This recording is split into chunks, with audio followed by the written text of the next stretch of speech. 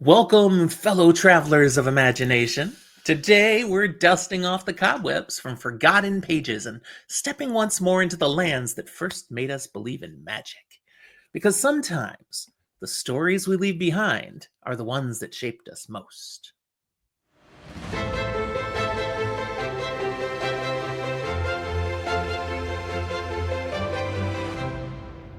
Hi there, welcome to Fantasy for the Ages, the show where a father and a son sit down He's and talk here! about fantasy books and things. I'm the son of that equation, Zach. And I'm the father, Jim, and I've been telling you there's a co host here. A lot of you are new to our channel since Zach last appeared, but I told you he'd be back.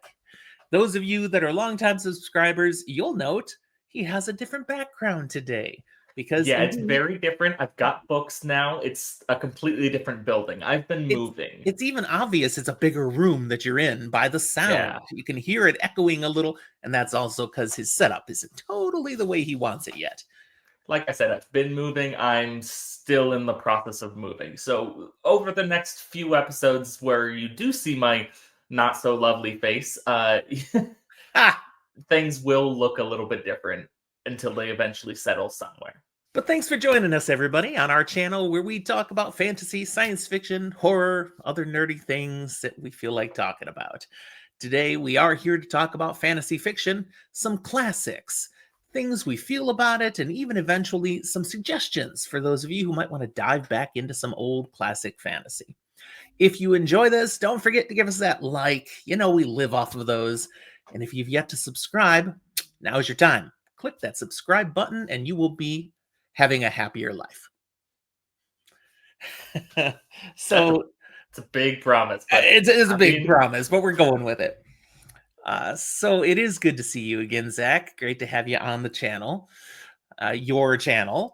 Uh, I'm like, of course, yeah. Welcome to your channel, duh. So you've moved. You got anything yes, else new going on these days? that's honestly taking up all of my It's life and time right pretty now. all It's consuming. Yeah. I don't want to do it again for a while. It ranks way up there as one of the most hated things people do in their lives. Moving.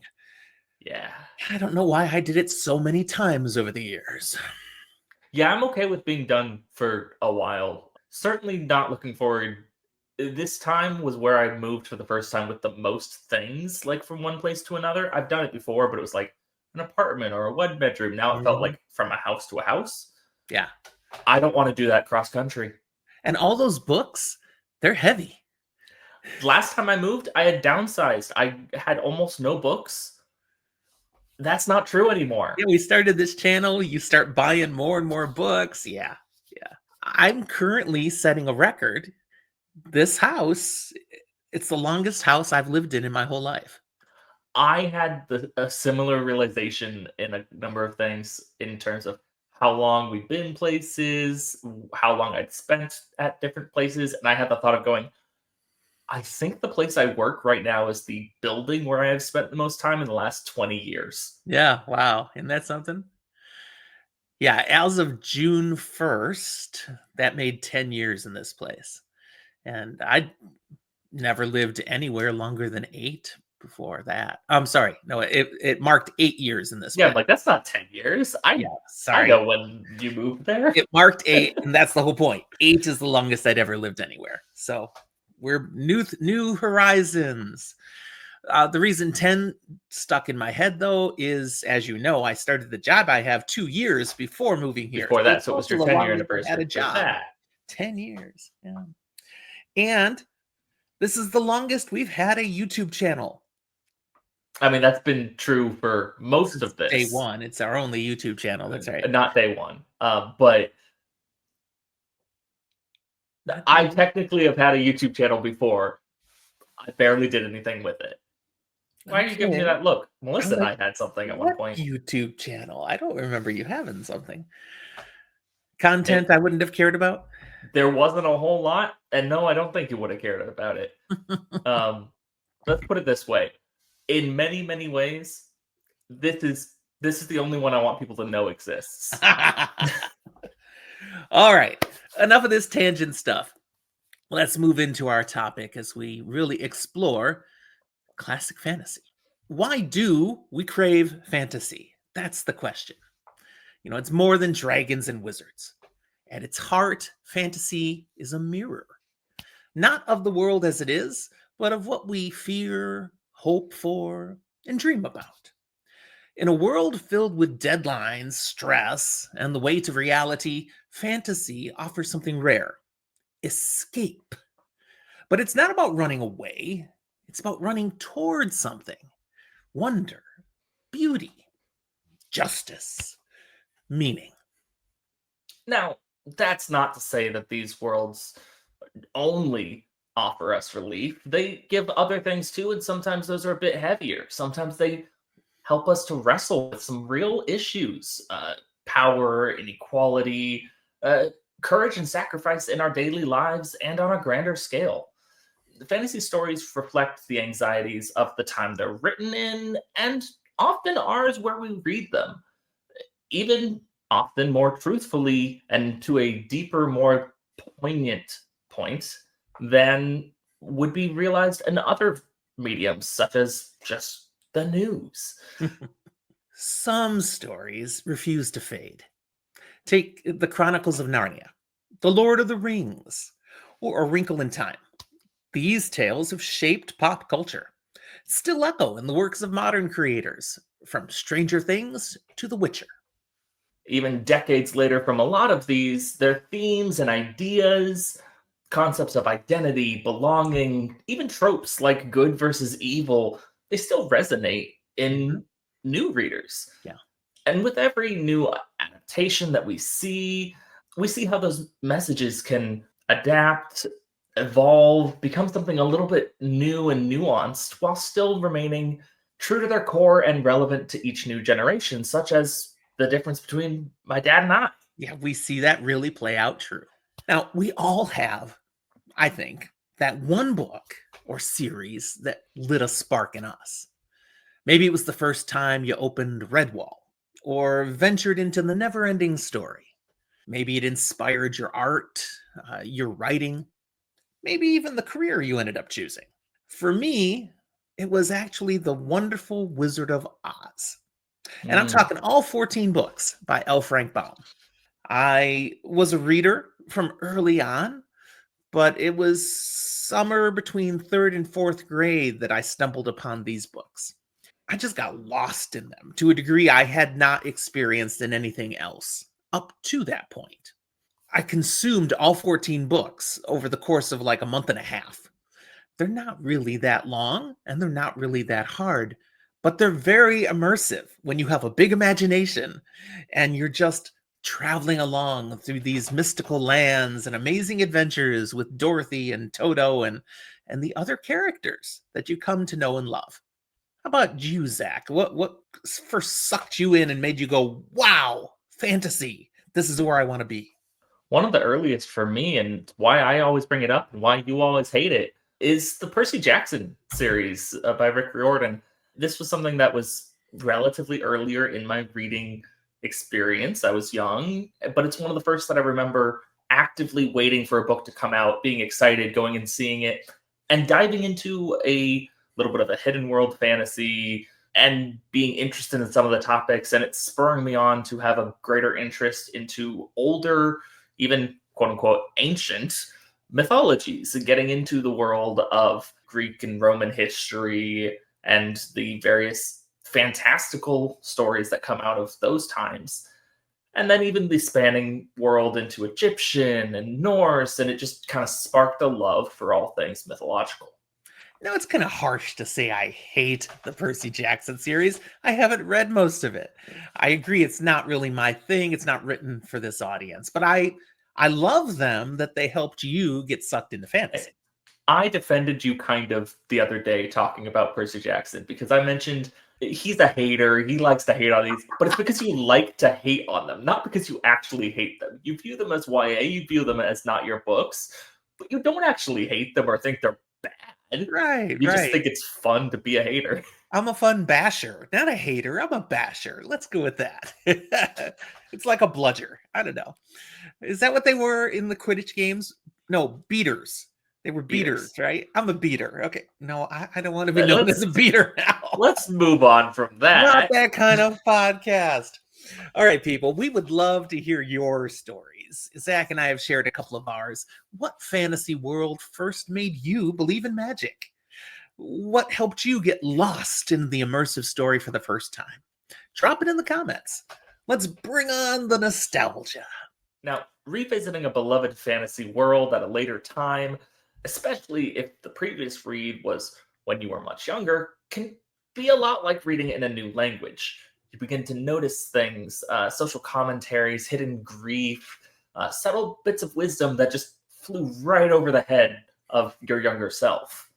Characters you once idolized may now seem rather flawed. Villains may seem more human. The world, once black and white, now shimmers with nuance. Fantasy invites us to grow with it.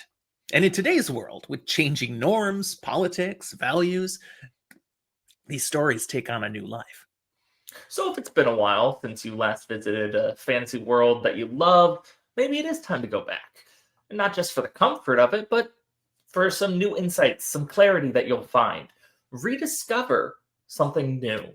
And maybe there could even be something deeper in there for you to find. Need a place to start? Here's some of our favorite classic fantasy reads that we'd love to dive back into personally and see what we'd more newly discover. Or in some cases, maybe we already have dove back in and wow, the things we saw on the second or third time through was eye-opening. So these are books that might just be the thing for you as well. I'll toss my first one out here, and Zach and I both have come up with some suggestions that we have not shared, so we may have overlap. We'll see. But the first one I'd go with are the Shannara books, which is an ongoing book series now, even though the first one, The Sword of Shannara, came out all the way back in 1977. So this book series written by Terry Brooks, just amazing epic fantasy series that goes through literally thousands of years, all told. And he's now handed the series off to another author who he is still, partnering with for ideas, but she's doing the writing the rest of the way. The most recent book, Gallifile, was fantastic. So I expect more Shannara to come. Humans, elves, dwarves, trolls, gnomes, all the fantasy tropes, yet in a way that is fresh and new. Definitely loved my experiences with Shannara. I'd recommend that. What's one you got, Zach? Now, before I get into mine, I need to peel back the curtain just a little bit here, because today's topic does lend itself better to my dad than to me. Because there was a stipulation on all of this, in that because it's classic, we got to go old enough. We have to go to a certain time. And I looked at what we're looking at and went, I was barely alive. So almost none of these are things that I read when I was young, kind of thing. They're not going to be foundational necessarily for me, but they do fit the criteria of what time period we're talking, which kind of books we're doing. And in at least one case, I have actually gone back to it. And in at least one case, it's one that I think is valuable for this topic. And I have not actually read any of the books. Oh, interesting. I have experienced some of the world, but I have not read. Well, what are you going to throw at us first then? So I'll start with that one. And that's Terry Pratchett's Discworld, starting with The Color of Magic. This goes back to 1983, well before I was born. But there's like 40-some books here. A lot of them stand on their own, or at least are designed to be able to. Every time I hear about it, people who love this just love diving back into that world. That's what brings people back. You get lost in the adventure and wonder of it. I did see like a little mini-series at one point when I was young, and it just hits me with, this world has so much whimsy. Yes, it's whimsy, not good word. that it's necessarily going to be my favorite series ever, but I think it will always be something that I will consider looking at and going, I bet one of these would be a really good palate cleanser book. Just kind of escape into something and enjoy the ride. Discworld is a series that's completed because Sir Terry Pratchett has passed away. But like you said, there's over 40 books out there that you can dive in and explore. And notably, it did get picked up and continued by his daughter for a little bit. Did it now? I didn't know that. Yes, working with him is things that were partially finished or completely finished in 2015, I think. The final one came out, and she said, "All right, we're done. We're not doing any more here. We're not doing any more of the semi-finished ones. Maybe I'm going to go write some of my own things instead of this." So Mort is dead now. Discworld fans, you get that. Okay, going on. I'm going to toss in one that might have been on your list because it's one you could have. It's our channel. We got to say it. The Wheel of Time. Yep, it was on my list. Oh, The Wheel of Time. First book of The Eye of the World coming out in 1990 by Robert Jordan. The series was concluded in 2013 by Brandon Sanderson. The last 3 books Brandon Sanderson penned using all of Robert Jordan's notes because they came out posthumously for Jordan. 14-book series plus a prequel. There's so much goodness in The Wheel of Time. I know it's not everybody's cup of tea, but we've certainly enjoyed it. And it's a testimony to how you can go back into a fantasy series and discover things you totally missed the first time. And it becomes richer and more nuanced, and more themes get deeper. And yeah, I've gotten a lot out of that series over the years. Got another one, Zach? Yeah. Sorry, I'm pulling up a backup because you took one of mine now. So I'm like, well, I got to pull up option 6 or whatever. But no, the next one I feel pretty confident that you will not have taken because you haven't really read a whole lot of it. This is Robin Hobb's The Realm of the Elderlings. Yep, I haven't yet. I just think this is actually fantastic. I do think there are some things that stylistically, if it's not your cup of tea, can be hard to get into. I definitely find myself enjoying the Fitz-based books better than the other ones. But myself, I just finished Fool's Fate, so I am now 9 books into this pretty long set of books. And every time I get into there is a certain amount of depth of world building and character work that makes you really feel like you know this world and these characters. And it's a very personal experience, as well as tackling a lot of deeper issues that can resonate with you across multiple different characters. Sometimes you can really hate a character and grow to kind of be apologetic for them, but then maybe like them. And there's a lot of gray area without it needing to be grimdark, which is really an interesting thing. Okay. Did you have a note of when this series started?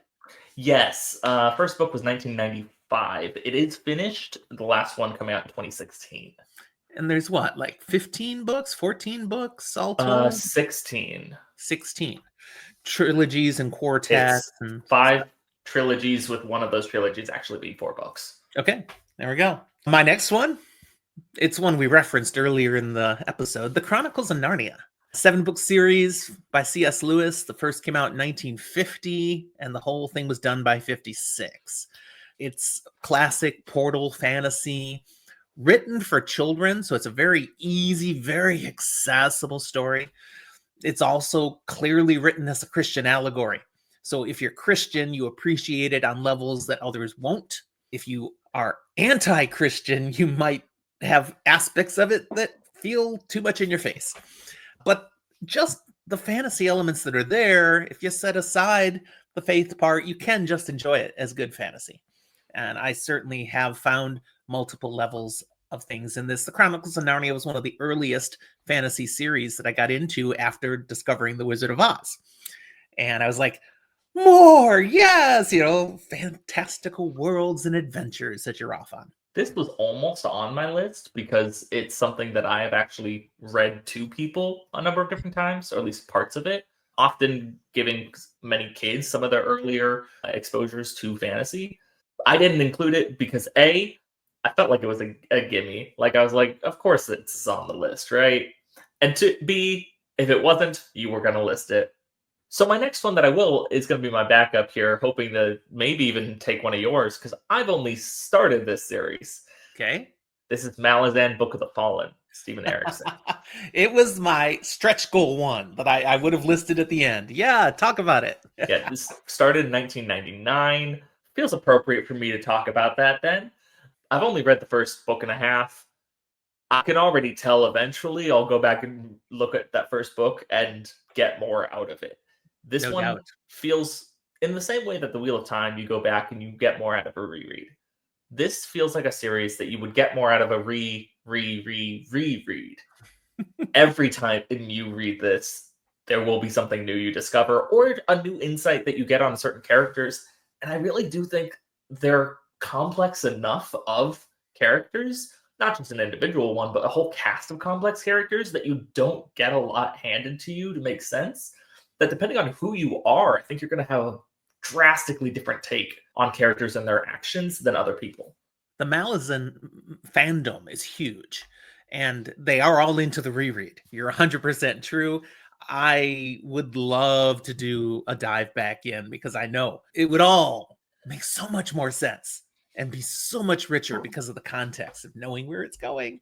Yeah, yeah. Good pick, Zach. One that goes without saying that isn't on either of our lists because we kind of agreed upon it ahead of time is The Lord of the Rings and the whole Middle Earth stuff.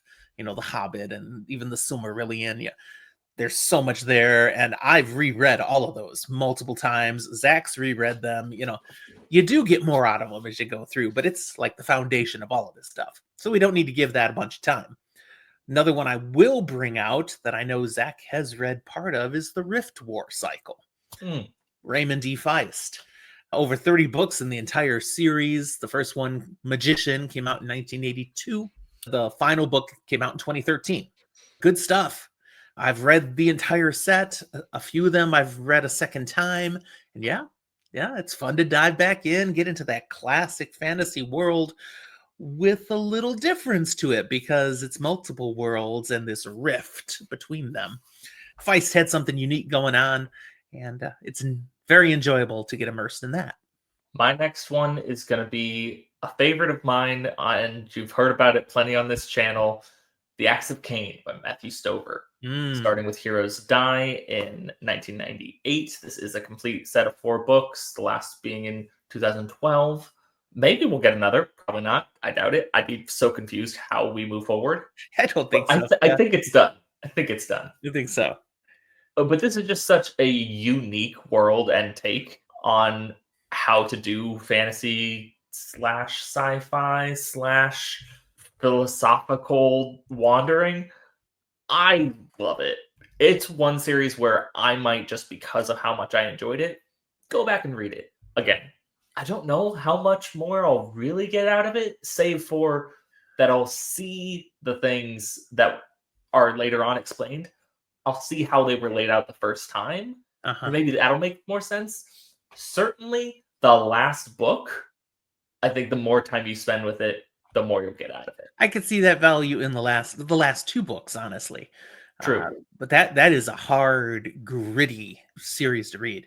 Definitely loved it, just like you did. But yeah, I don't know about the classic fantasy I'll love returning to. I mean, it's not that kind of classic fantasy, but to be honest, a lot of my classic fantasy isn't necessarily the classic fantasy. I wasn't alive then.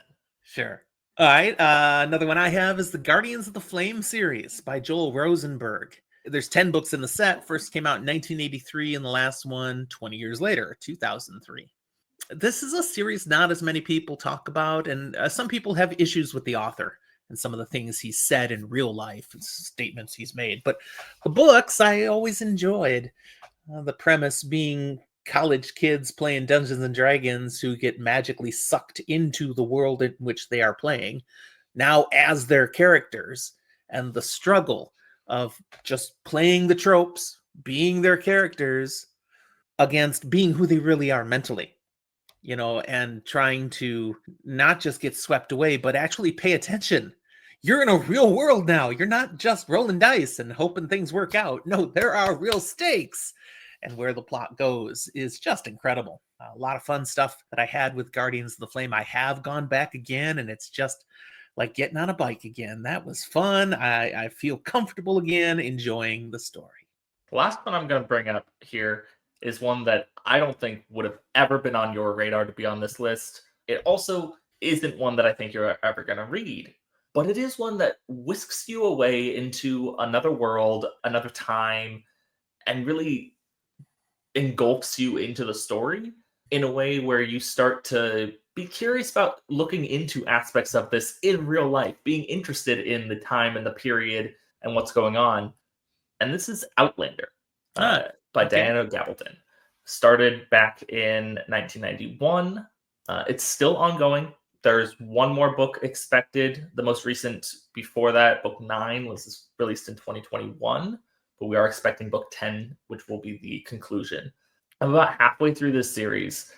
And so far for me, every time I go back to it, I spend some serious time here, and I don't necessarily want to move on to other things because I love getting kind of immersed into the 1700s and a lot of like Scottish and Highland culture, and Mhm. really just kind of diving into what was daily life even like then. And then I start looking into real world situations and or family tree things, and just it takes me down rabbit holes of interest that hits me in a similar way to what Percy Jackson did to me with Greek mythology. Nice. And again, all of this leads so much to what we were talking about earlier in the episode, escapism and pursuing things that there's real value in. Adventure, justice, dealing with issues, things we can love and value, and the emotions that they can bring to us. So I get what you're saying. I've got three left, and You I'll say got them three pretty quick. more. I have three more. One is a classic fantasy trilogy that I only discovered recently and read, and that's Memory, Sorrow, and Thorn by Tad Williams. Tad Williams, right? Yeah, yeah. Written 1988 to 1993. There are more books in the land of Ostenard that this trilogy takes place in. There's a sequel series and a prequel or a prequel series. I haven't read all the others yet. They're on my TBR. But just this original trilogy is some amazing high epic fantasy and a coming of age story that's just so well done, so immersive. The themes are delightful, and you just get swept away in a great story. Okay. Another is The Dragon Riders of Pern by Anne McCaffrey, I which also is, almost included this one. yeah, plays the line of fantasy and science fiction. It's a genre mashup. The first book came out in 1968, though technically it was published as more novellas Hmm. in 1967 and then republished as one book because they were so successful. And then the series flew from there.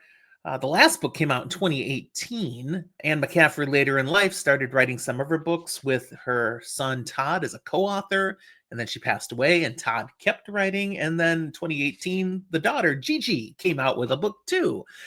Technically, there could be more, but now it's been 7 years with no books. So I So think we might be done. probably not. Yeah. But what a great world. I mean, dragons, okay, but not your typical dragons. And the threat of thread that they had to overcome way out on a planet in space, and yet it's like you're back in medieval times and feudalistic society. It's a nice mashup in multiple ways. Very consuming story. But the last one would be something that you don't always think of when you talk about classic fantasy, and yet I said anything before 2005, we'd be You remiss did. to not mention Harry Potter. The Harry Potter Mm, books started in 97, and they it's were a true. phenomenon that, transformed fantasy fiction in this country, and they are still delightful to go back to. A lot of you watching this, you grew up on Harry Potter. Have you gone back and reread them? Because you'll be shocked at what you see now compared to your younger self enjoying those books. I mean, They're it's still quite funny. good. It's funny. Earlier, I talked about rereading sometimes being like reading it in a new language. I read this one in a new language. You bought the German versions. No, I didn't buy No? them. In free time in my German class, they Ah. were in there, and I was ahead of what I was supposed to be doing. And the teacher went, "You want to read?" And I went, "Yep." Fascinating. Did you get through all seven that way? No, First two. just the first two. All right. Well, those are some great recommendations we have for you all. Check them out. If you do enjoy them, let us know. Fantasy reminds us that we are part of a story, one where courage matters, love lasts, and hope is never foolish. So go ahead, open the book, light the lantern, step through the wardrobe. Your forgotten world is waiting for you. Remember, we want to know what fantasy world first made you believe in magic. So find that comment box and put your thoughts there. And anything else you want to say, anything else we've inspired in your thoughts with this episode, go ahead and put your ideas down. I do read them all. I do respond. If they're specifically relevant to Zach, I make sure he hears about it too. Or if they're particularly funny, he also shares those. That is true. That is true. Again, we encourage you to subscribe so that you can join us for more of the fun that we bring as we explore fantasy, science fiction, horror, and nerdy things here on Fantasy for the Ages. Thank you to all of you who are Patreon supporters and continue to support this channel every month. If you'd like to explore what that means, look at the link in the show notes. Find our Patreon page. That's all we've got then, right, Zach? We're done? I'm good. Thanks for watching, Zach. Continue to settle into your house. We enjoy seeing how this transforms as you move ahead. Thanks for being here, everyone. We'll talk to you next time.